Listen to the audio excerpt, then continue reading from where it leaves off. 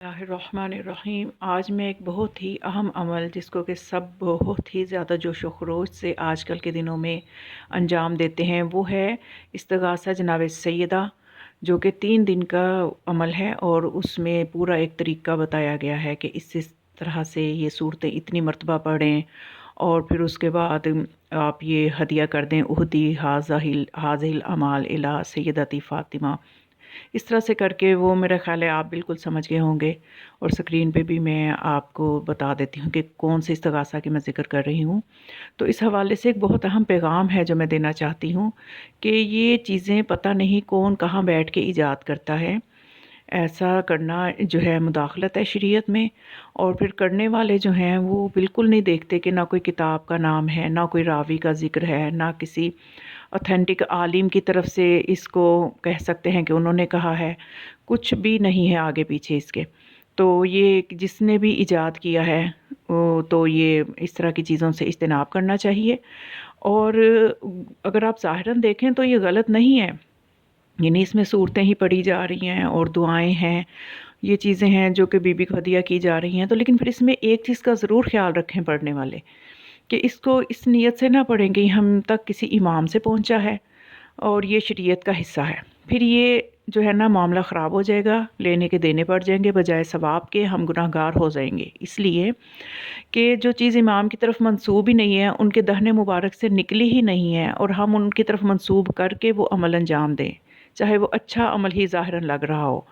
تو پھر بھی یہ درست نہیں ہے۔ جیسا کہ دیکھیں نا، اگر فجر کی نماز ہے، 2 رکعت واجب ہے، کوئی کہے کہ میں 4 رکعت پڑھ لوں، تو کر تو وہ عبادت میں اضافہ ہی رہا ہے نا، کہ 4 رکعت پڑھ رہا ہے، لیکن کیا اس کی قبول ہوگی 4 رکعت نماز فجر؟ ہرگز نہیں، بلکہ اس کو گناہ گار تصور کیا جائے گا کہ اس نے اللہ کے حکم کی نافرمانی کی ہے۔ ایک اور مثال سن لیں، ایک مرتبہ ایک شخص امام علیہ السلام کی، امام جعفر صادق علیہ السلام کی خدمت میں آیا اور امام علیہ السلام سے پوچھنے لگا کہ وہ جو ایک استغفار ہے نا جو ہم ماہ رمضان میں پڑھتے ہیں، جس میں استغفر اللہ و اتوب الیہ کہتے ہیں، ربی نہیں کہتے، تو وہ کہنے لگا کہ مولا میں اس میں ربی کا اضافہ کر لوں؟ تو امام علیہ السلام نے فرمایا کہ پھر وہ تمہارا استغفار ہوگا، ہمارا بتایا ہوا استغفار نہیں ہوگا۔ تو مقصد یہ ہے کہ ہمیں چیزوں کو ویسے ہی عبادتوں کو کرنا ہے جیسے ہمارے پاس روایات موجود ہیں۔ تو اب یہاں پہ ہم اپنے سے اضافے نہیں کر سکتے، ہم اپنی عقلوں کو دین میں داخل نہیں کر سکتے، ہم نے اپنے آپ کو شریعت کے تابع کرنا ہے، شریعت کو اپنے تابع نہیں کرنا۔ تو اس لیے جو ہے نا ہمیں یہ، اگر ہم ویسے ہی اعمال کر لیں، یہ جو 3 روزہ سیدہ سلام علیہا کا جو استغاثہ ہے، اس کو ہم ویسے بغیر اس نیت کے کہ یہ شریعت کا حصہ ہے یا یہ کسی امام سے منسوب ہے، یہ نیت ہمارے ذہن میں نہ ہو، ہم ویسے ایک مجموعی طور پہ کچھ چیزیں پڑھ رہے ہیں، ایک گلدستہ عبادت ایک بنا رہے ہیں، اور وہ گلدستہ عبادت ہم بی بی کو ہدیہ کر رہے ہیں، اس نیت سے اگر پڑھ لیں تو پھر بچت ہو سکتی ہے اور ہمیں اس کا ثواب بھی مل سکتا ہے، تو اس میں کوئی حرج بھی نہیں ہے۔ تو اس لیے اس استغاثہ کو کرنے سے پہلے یہ ضرور ذہن میں رکھیں کہ اس کو شریعت کا حصہ سمجھ کے نہ کریں، اس کو امام کی طرف نسبت دے کے نہ کریں، کیونکہ اس کے آگے پیچھے کسی راوی کا ذکر نہیں ہے، اور کسی کتاب میں مجھے یہ نظر نہیں آیا یہ وظیفہ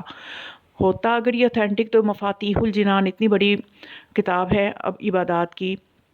اس میں بھی اس کا ذکر نہیں ہے، اور دیگر بھی کچھ کتابیں میری نظر میں ہیں، ان میں بھی کہیں بھی ذکر میں استغاثہ کا کوئی تذکرہ نہیں ہے۔